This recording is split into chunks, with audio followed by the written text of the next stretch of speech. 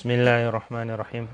Alhamdulillahi Rabbil Alameen. Wassalatu wassalam ala Sayyidil Anbiya'i wal Mursaleen wa ala alihi wa ashabihi ajma'in.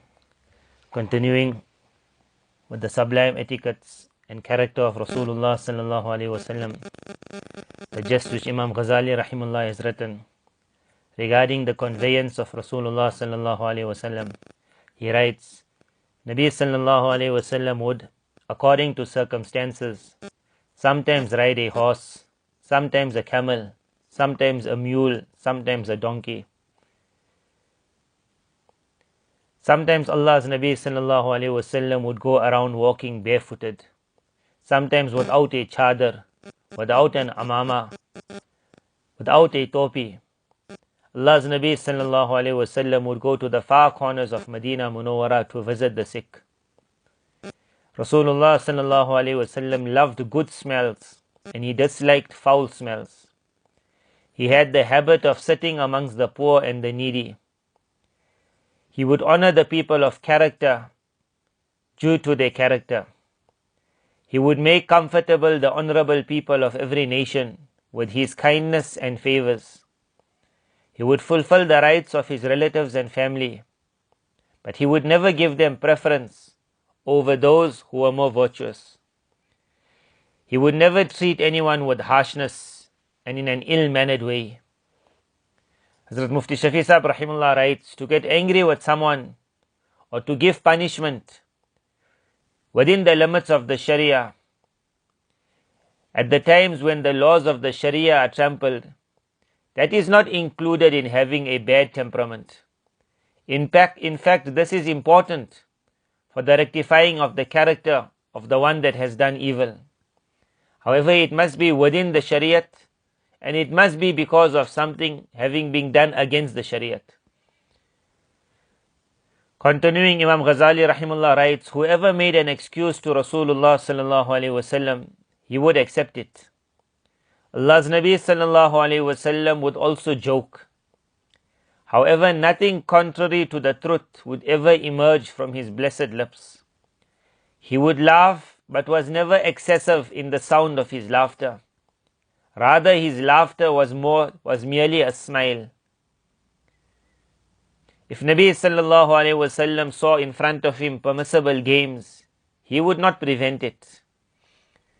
Hazrat Mufti Shafi Sahib rahimullah writes, permissible games are those which are played for strength and alertness to the body, for the preparation of jihad, or for the removal of tiredness from the body, in which there is no permissible act. But impermissible acts will mean gambling, or the exposure of the private parts. In the ahadith, archery, swimming, wrestling, fencing have been liked. The jurors have also included playing with the ball, etc. The condition is that in any fencing, the wrestling must not be done with even the knees exposed, and playing ball should not be done in the manner of the kuffar and sinners.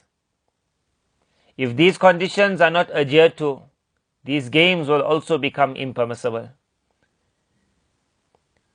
Continuing, Imam Ghazali rahimullah writes, Rasulullah sallallahu alayhi wasallam would race with his wives during journeys at times when there was no fear of being seen by others unveiled. Sometimes voices would be raised in the presence of Rasulullah sallallahu alayhi wasallam. He would exercise patience.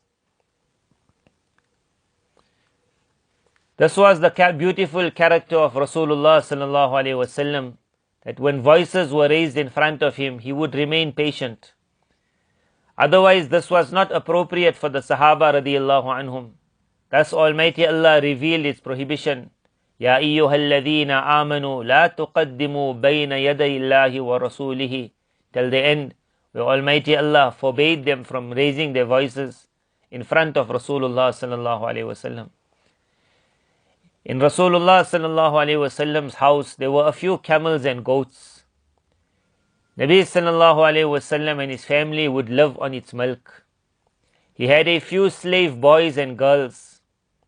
He would not keep them at a lower level than himself in eating and in clothing, They would be kept as an equal. In some narrations it is mentioned that Rasulullah sallallahu alaihi wasallam would actually sit and eat with his slaves. He also commanded, feed your slaves what you eat and clothe them what you wear. These practices of humility and noble character are mustahab. They are not wajib.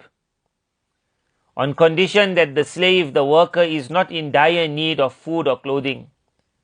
Because then feeding and clothing them according to necessity will be compulsory. One who goes contrary to this will be a sinner. When these were the actions of Allah's Nabi sallallahu alaihi wasallam towards slaves whom he owned, over whom he had control, how sad it is that today's Muslims do not treat their workers in this manner. The best of foods are prepared by the cook, but this poor person gets nothing besides the smoke and fire. After preparations, even the fragrance of the food is not brought near him. It is a point of good character that a little bit of each dish of food should be given to him. Also, whatever work is given to a worker, his strength and rest must also be taken into consideration. May Allah Tabarak Ta'ala bless us through the barakah of Rasulullah sallallahu alaihi wasallam with husn akhlaq, noble character.